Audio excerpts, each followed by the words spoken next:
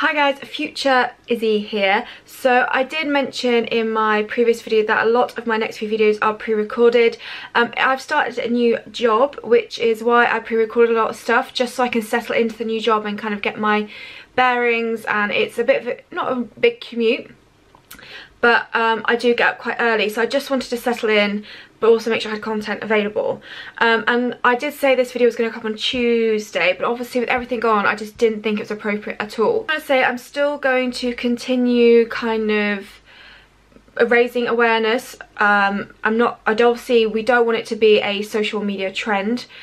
So even though people are posting kind of normal content again, I think it's still important to inject kind of everything that's going on still and make sure it keeps going.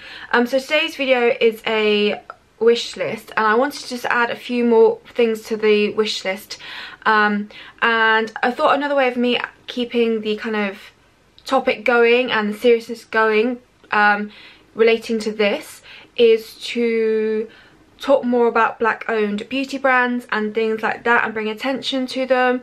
A lot of them actually are very well known anyway, but I just think it's quite an important thing to do and to make it related to what I'm doing. Obviously makeup in comparison to lives is very different. Lives are more important than makeup. I will keep addressing that I'm not putting that on the back burner by any means, but I thought a way to kind of relate it to what I'm doing here, that would be a good start.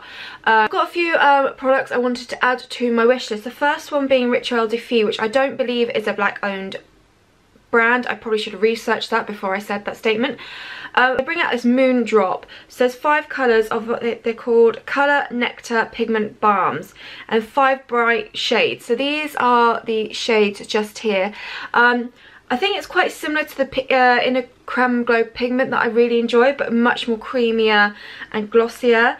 And what they're doing, until they sell out completely, they will be donating 100% of profits from the new Colour Nectar Pigment Balm colours across donations to Black Lives Matter, the ACLU Foundation and the LGBTQ Freedom Fund as well. So I just thought that was a great way of definitely supporting what's going on right now, and it's Pride Month as well, so really kind of I think it's great that a brand has done that. So a while back on Instagram, Emily kind of set this little fun kind of game, I guess, where she went onto Beauty Bay, onto the eyeshadow palettes we did this with, and she added every single one that she wanted to a basket. So if like money was no object, just adding all the ones that really grabbed her attention to a basket just to see how much it would add up to.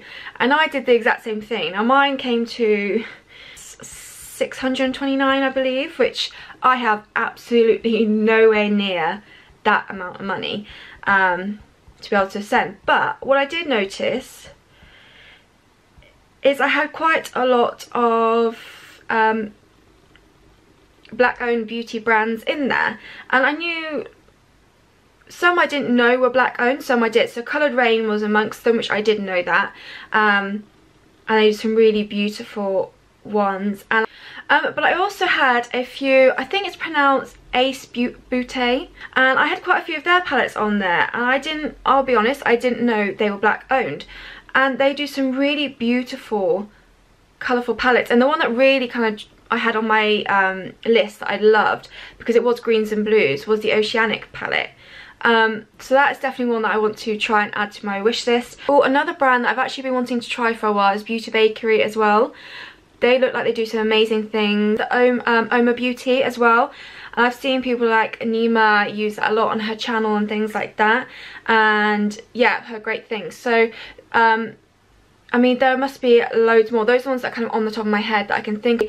I'm not so familiar with clean beauty black owned brands, so I need to definitely do my research there. And if you've got any good recommendations, please do leave them down below.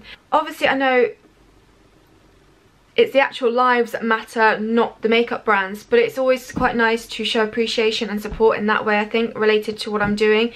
But like I said, I still continue to kind of raise awareness on the serious matters and do everything that I can to show my support. Throw this into this video so it wasn't just completely going into a video with nothing said at all.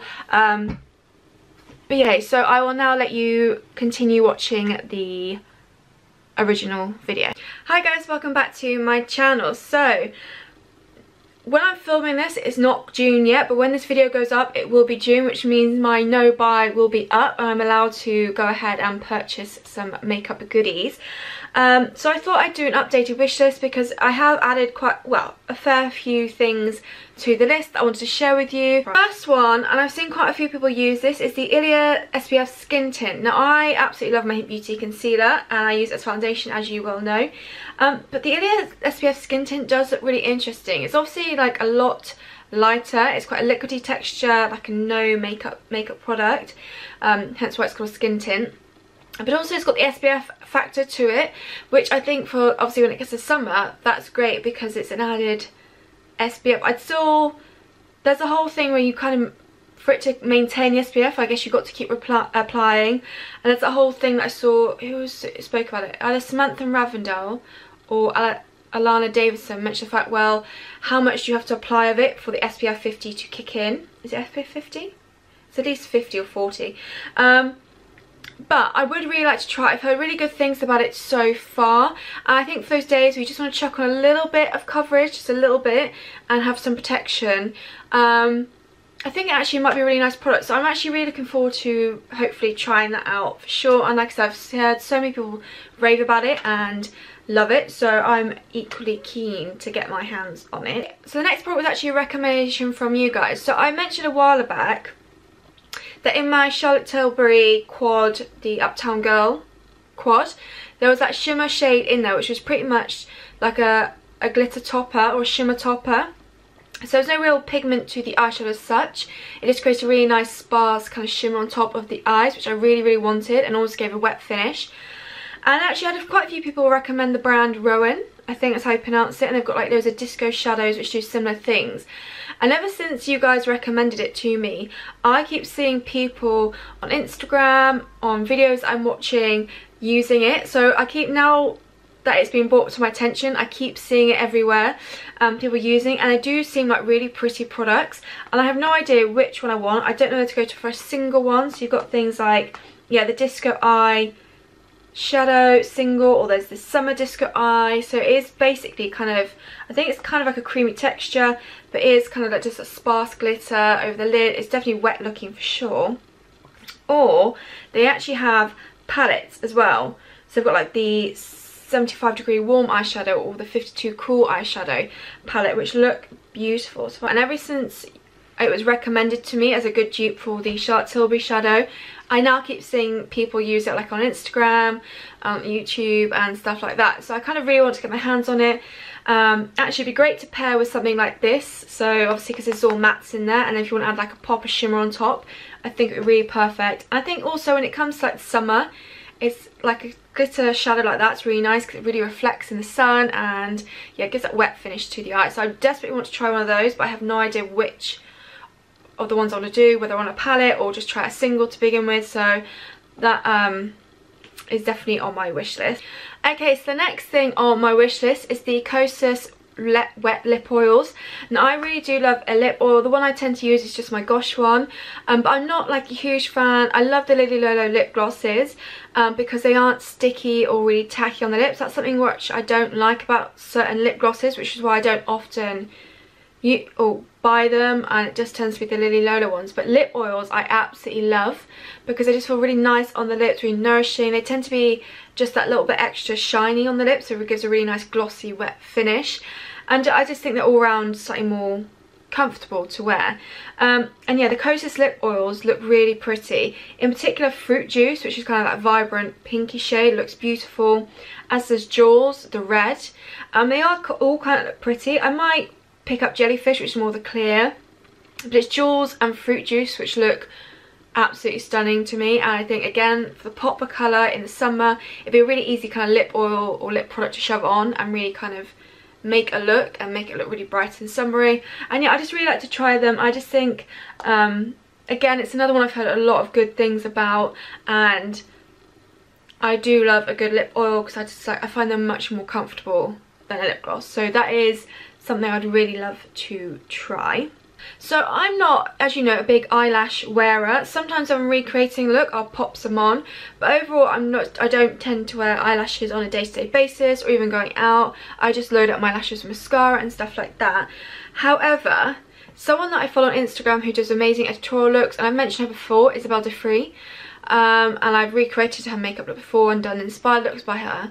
She always, sometimes the models have these really like cool colourful lashes on which really kind of make the look, and she's actually just put out a kind of set of about 6 or 7 coloured lashes that she's created that work so beautifully with like the more editorial looks.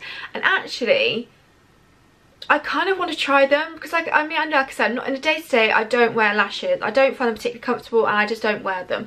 But for something like that, where it's editorial, it's not meant to be wearable, it's fun, it kind of actually draws me in a bit more, and I would quite like to try them out and play around with different looks with them. And yeah, they look quite cool. They're different colours, they're also different styles. They are quite, majority I'd say are quite dramatic.